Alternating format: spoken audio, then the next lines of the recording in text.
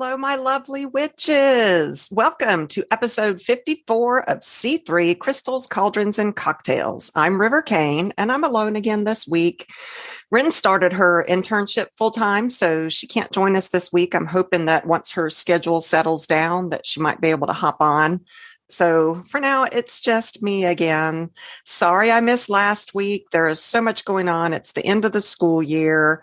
I'm doing this alone at the moment, so it's very difficult to get myself together and be able to find the time to do a podcast. So please forgive me. This week, I am going to talk about the laws involving magic and witchcraft. Some are funny, some are sad, some are scary, and some are downright weird.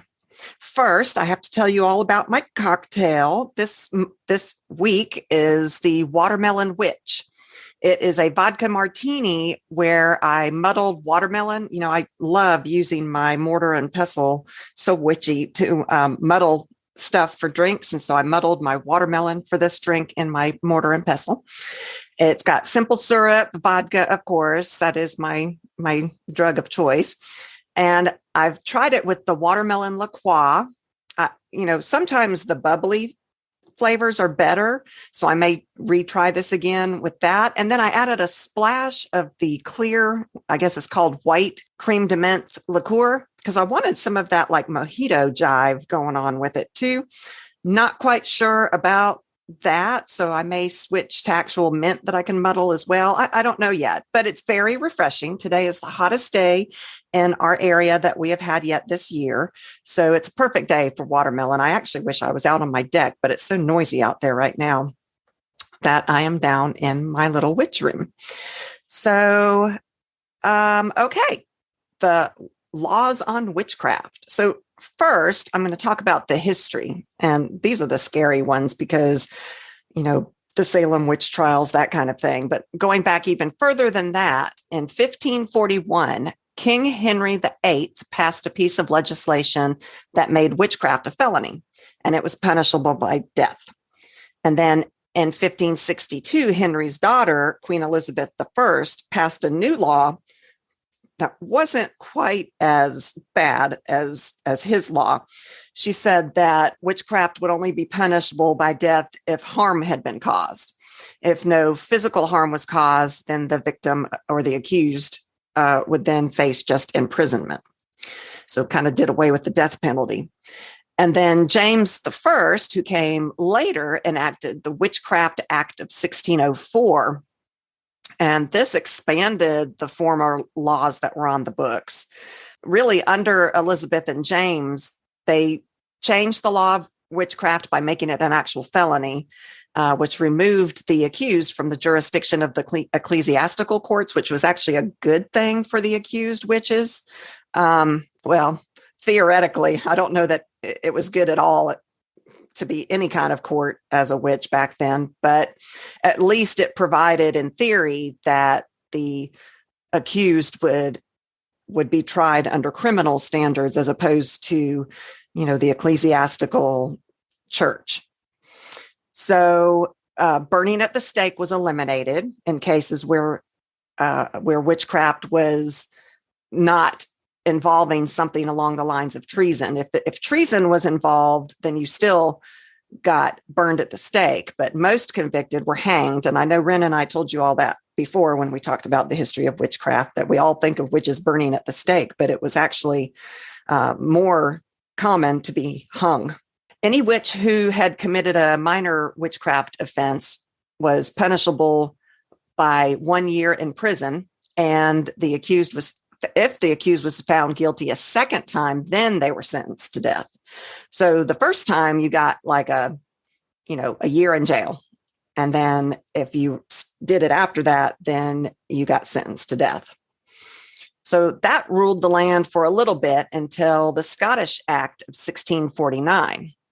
And this kind of ratified the existing ones that were already there, but extended it, I guess is the word, to deal with consulters of, quote, devils and familiar spirits, end quote. So those would now be punishable by death as well if you consulted the devil or your familiar spirits.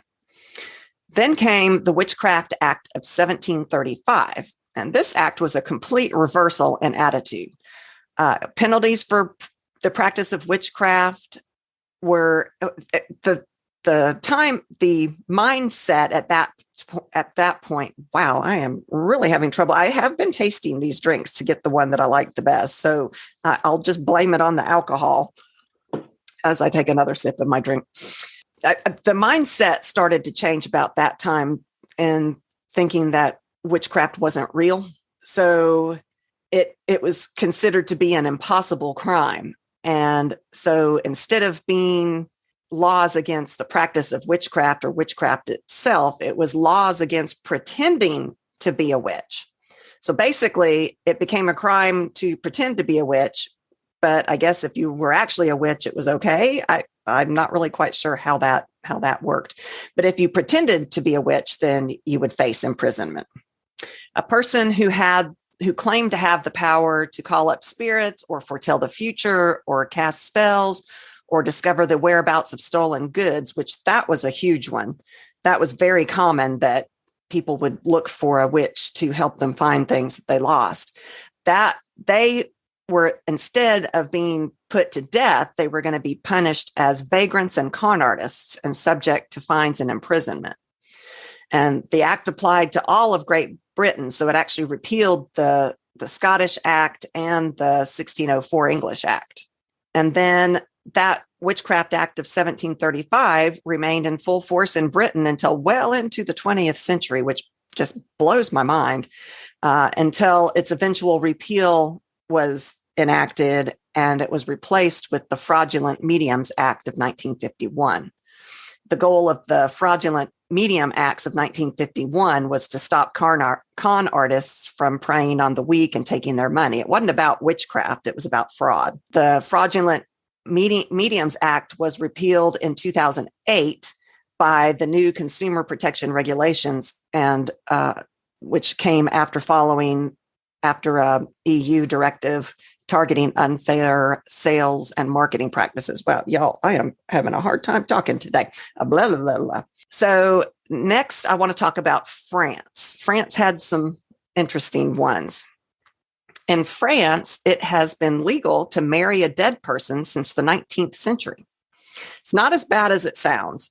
Since the 19th century, marrying a corpse, which is also considered necromancy, has been legal.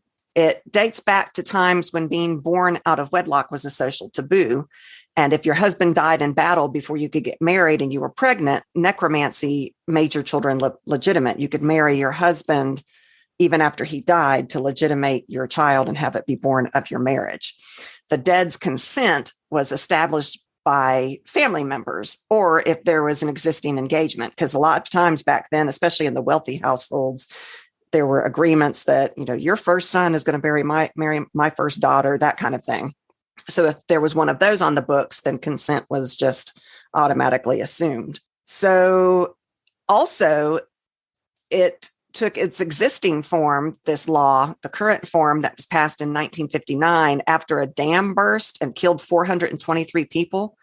So that was something that prompted the legislature to say, it's not right to have these bastard children when they intended to be married. This child was supposed to be born of the marriage. And so they allowed people to marry someone that was already dead. And then as recently as 2017, a victim of terrorism married his partner after she died. So very interesting. You can marry dead people in France. France also has some anti-UFO legislation. France is just their minds are wide open. Let's just say that.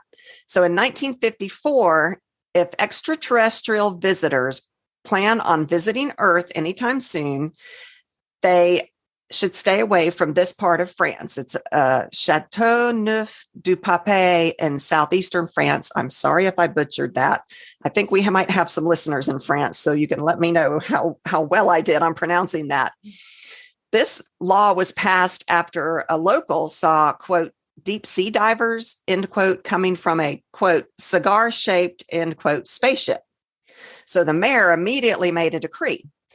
He said, any aircraft known as a flying saucer or flying cigar, which should land on the territory of the community, will be immediately held in custody, which I find very interesting. So don't come here, aliens, or you're going to be arrested if you land there in France. Another French law applies to a tiny southwestern French village, Sarporenais. Oh boy, I'm sure I really didn't say that right. But it says, unless you already own a burial plot, you can't die within the borders of that town. It's illegal, strictly prohibited. So don't die there unless you own a plot. And I'm thinking, how does that even come about? And I guess probably what happened was someone died. They didn't have a burial plot and there was nowhere to put them because the space is premium. Either that, or it was maybe requested by the whoever owns the graveyards that they wanted to get paid. And so that was a way to prompt people to buy plots of land for their graves. I don't know. Very interesting. It said offenders will be severely punished, which they didn't really explain how he would be punished. This was 2008, y'all. I mean, this is recent. And I'm like, how are you going to punish a dead body? I mean, what does that mean? What is the worst punishment of a dead body? I have no idea. So that was interesting. Next, Africa. And Africa is such a huge continent. There's probably many, many more laws that I couldn't even uncover. But in Swaziland, or it might be pronounced Swaziland, I'm not sure, Swaziland, it is illegal for witches on brooms to fly above 150 meters. This is an air traffic control regulation, and it's still on the books. Witchcraft is no joking matter in Swaziland. It's a country that's rooted in their belief of witchcraft and dark magic. The residents of Swaziland believe so strongly in magic that all witch doctors are required to pay an annual tax to the government of $1.50, a fee that most residents think should be a lot higher. So that's fascinating. This is current times, guys. A campaign to help reduce the spread of HIV was started. I don't remember what year this was, but they thought that perhaps circumcision would help reduce the spread of HIV, which I don't know enough science to know if that's a real thing or not, but that was what they were trying to do. And most of the population in Swaziland believed that the discarded foreskin off of the penis would be sold to witches for magic. And so that campaign did not go anywhere. In South Africa, they actually still have a witchcraft law on the books. It's not been repealed. It is the Witchcraft Suppression Act of 1957. And it was an act of the Parliament of South Africa that prohibits various activities related to witchcraft, witch smelling, or witch hunting. Okay, you guys, have you ever heard of witch smelling before? I mean, I wear deodorant. I don't stink. But apparently, a witch smeller is almost always a woman, and they are important and powerful people amongst the Zulu and other Bantu-speaking peoples in South Africa. And they were responsible for rooting out alleged evil witches in the area. And sometimes they ended up causing more bloodshed themselves in their witch hunts. In present day South Africa, their role is kind of waned, and their activities are actually illegal now under this Witchcraft Suppression Act of 1957. So it's not only illegal to do witchcraft, but it is illegal to hunt witches as well. But witch smellers had no idea. The act, it makes it illegal to accuse anyone of being a witch. It makes it illegal to pretend to practice magic and to cause harm or death. That's illegal. You can't employ a witch doctor. You can't profess knowledge of witchcraft. Using witchcraft or pretending to for fortune telling, etc., is illegal, which that goes back to those anti-fraud laws. Very interesting. And then Kenya has an entire law that was enacted in 1925 on witchcraft. The Witchcraft Act doesn't ban witchcraft, but rather attempts to regulate it in the most roundabout way possible. It offers penalties for people who try to use charms or witch medicine to cause fear, annoyance, or injury to another in mind, person, or property. So if you're not using it for any of those things, then I guess witchcraft is okay. Other countries. So Switzerland, and this isn't exactly witchy, but it's naked. And, a lot of us like to do witchcraft naked. So in Switzerland, hiking naked through Switzerland apparently used to be a thing. And they apparently thought that hiking in clothes was too constrictive. That's what one nude hiking enthusiast told Time magazine. But since 2011, thanks to some inconsiderate nude hiker who was witnessed by a family, hiking in the buff can now get you fined about 103 American dollars, which I find humorous. Hiking naked. I don't think I would want to hike naked. There's too many vines and leaves and things that can scratch you if you're going through trees. I mean, I don't know. In Canada, it is illegal to curse while being naked and releasing balloons in a public park in Toronto. Yeah. Can't swear. I guess you can be naked and release balloons in a public park, but you can't swear while you're doing it. Very funny. I wonder, makes my mind think, what in the world happened to cause this into becoming a law? In Ireland, should a leprechaun turn up on your doorstep, you must invite them in for a share of your dinner. In Sweden, Easter is the traditional time of year for witches. It is common for kids to go door to door asking for sweets at Easter time, just like it is Halloween here in the United States. Speaking of the United States, in the USA, the First Amendment actually protects magic as a part of religion. So witchcraft is not illegal here in the United States, which is interesting because some witches don't use magic in any form of religion. Wicca is a religion, but there are some witches that it is not a religion per se. So I don't know. But did you know in America, the Salem witchcraft trials, they were actually brought under British law because it was still a British colony at the time. So the trials were conducted under the Witchcraft Act of 1604. So witchcraft has never been illegal under United States law.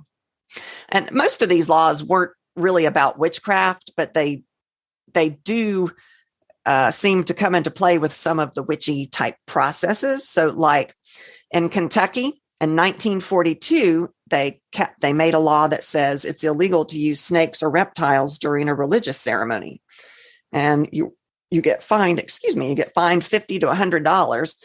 And I'm thinking that's probably because, there's a lot of Kentucky was a poor area. There were a lot of poor areas in Kentucky, and there were a lot of people that were very inclined to the church and speaking tongues and that kind of thing. And there were snake handlers, and they believed that God would prevent the snake from biting them. They were protected by God. And I imagine it got made illegal because of how many people were dying from getting bitten by snakes during these things.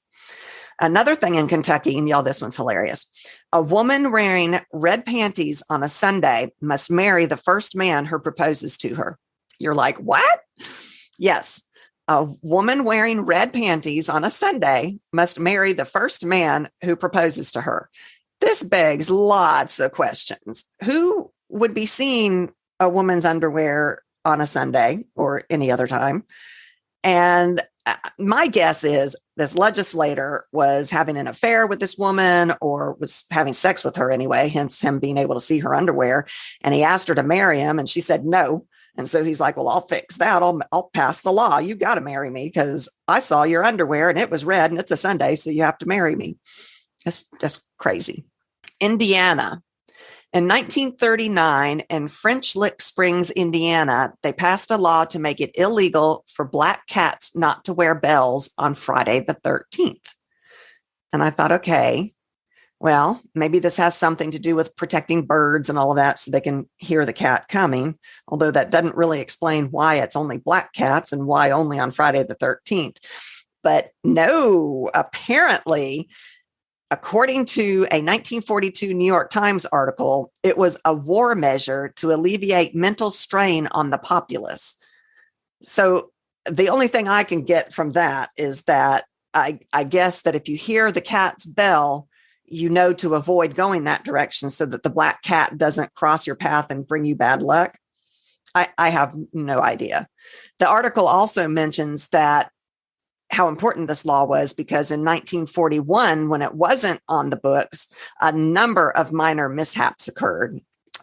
Did not go into detail on what these mishaps were. I'm so curious.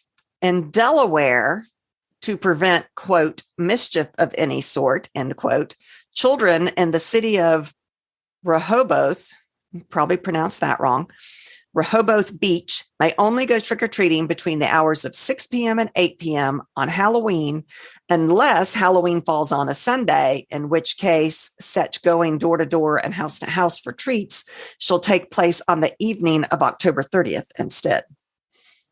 Okay. Idaho. Now, this is interesting. Idaho is the only state to have an active ban on cannibalism. Isn't that bizarre? You would have thought that would be just something, nationwide, worldwide, no eating other people. Pardon me while I take another sip of my drink. So technically, it's not a crime in the rest of the nation, but cannibalism is defined as the non-consensual consumption of another human being. So I guess if you get your buddy's permission to eat you, then the feds can't stop you. Your buddy says, sure, go ahead and eat me. Then it's not a crime, I guess. I don't know. Freaky. Louisiana. Even before it was the setting of that TV show, True Blood. I love that show. The state of Louisiana had a law on the books banning the ingestion of human or animal blood as a part of a ritualistic act, which is interesting. And I bet when I tell you about the case law that I found in Texas, that might not even be illegal there anymore. I'll get to that.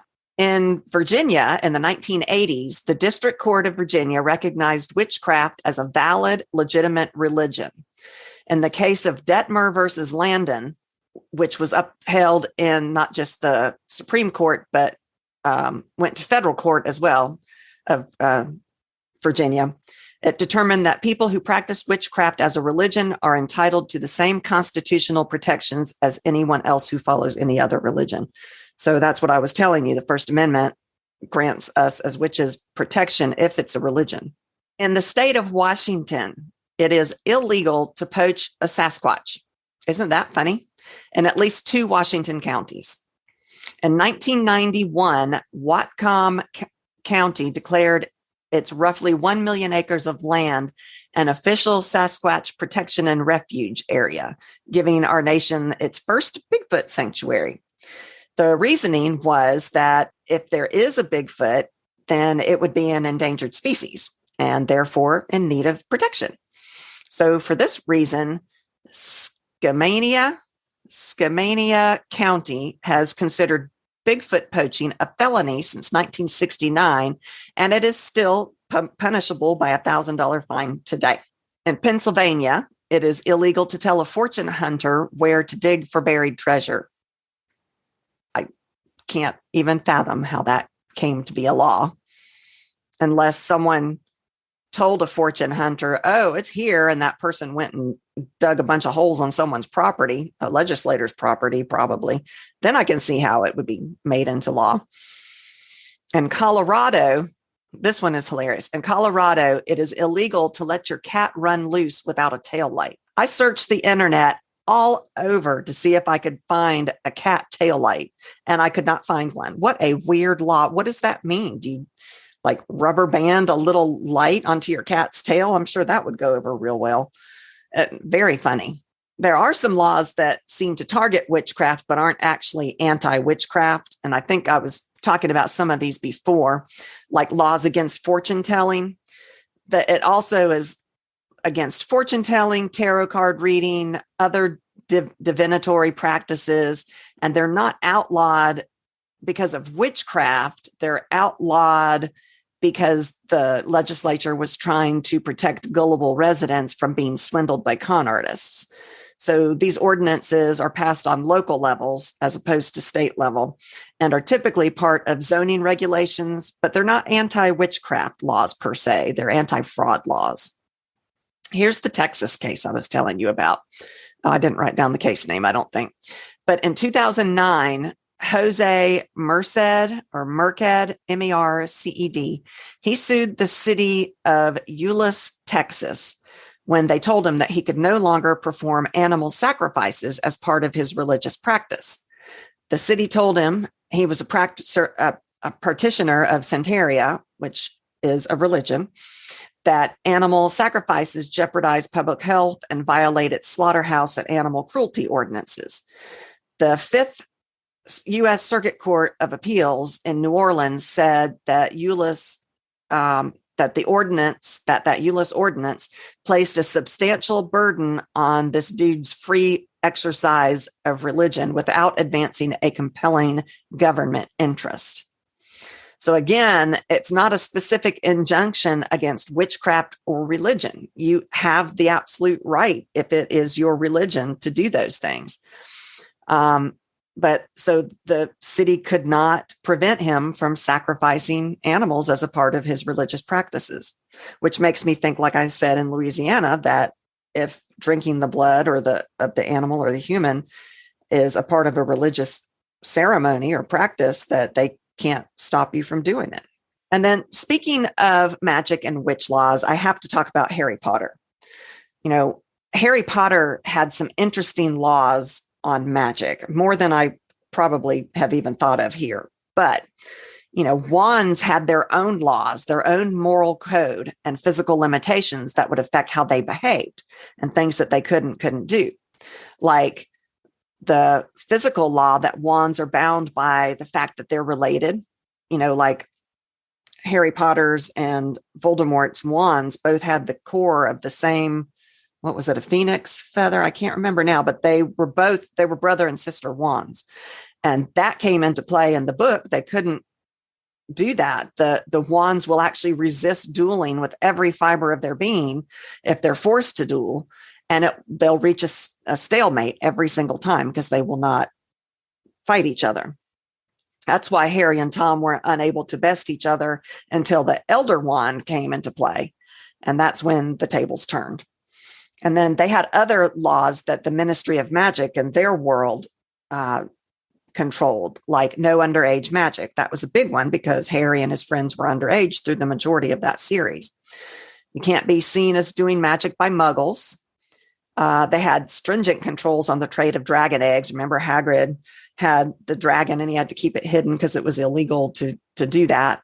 There were laws about creating of basilisks, laws against experimental breeding in general, a statute banning the poaching of the remora fish, a magical native of the Indian Ocean, the unforgivable curses, of course, there's laws against those, so much more that I probably didn't even think of. I think it would take I could do a whole episode on Harry Potter and Harry Potter world. But that's all I've got on magic and witchcraft laws. I hope you guys enjoyed it. Come check us out on our website. It is www.c3witchypodcast.com. There you can find links to our social media. We're on Twitter, TikTok, Instagram, and Facebook. You can read our monthly newsletters there, which I am woefully behind on. I will work hard to get the June one out on time. If you like our podcast, please support us. You can find a link to our Patreon on our website. Or you can go to www.patreon.com, patreon.com/C3 Witchy Podcast. And thank you so much to our supporters that we have now. We could not do this without you guys. Also, leave us a review if you like our stuff. That helps get us out there to more listeners. The more supporters we have, the more we can put into this podcast. So definitely support us. Also, I want to, again, have you all check out my witchy store on Etsy. It is www.batsandbaublesinc.etsy.com. I'm working on adding more things. And that's it for this week. We'll be back. And in the meantime, stay witchy.